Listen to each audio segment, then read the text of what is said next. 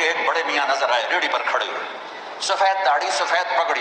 ریڑھی والے عام طور پہ ایسے نہیں ہوتے ہیں نا، تو میرے دور سے وہ نظروں میں جچ گئے۔ جب میں ان کے قریب سے گزرا تو میں نے ان کو یوں دیکھا، ویسے بھی مجھے اچھے لگ رہے تھے، سفید لمبی داڑھی سفید پگڑی، اور روئے جا رہے، ایسے آنسو گر رہے تھے جیسے برسات کی برکھا ہوتی ہے ایسی۔ میں ذرا پریشان ہو گیا کہ یہ بابا جی سفید نورانی کیوں رو رہے ہیں؟ میں کھڑا ہو گیا، اس نے میرے سامنے سیبوں کی ریڑھی ایسے پلٹ، سارے سیب ریڑھی پر بکھر گئے، اوپر کی لیئر سیب ٹھیک تھے، نیچے سارے ادھ گلے تھے۔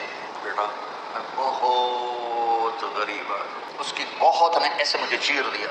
میں ایک پیٹی سیب لاتا، وہ عصر تک بک جاتا، شام کو میں تازہ آٹا لے کر اپنے بچوں کے لیے گھر جاتا۔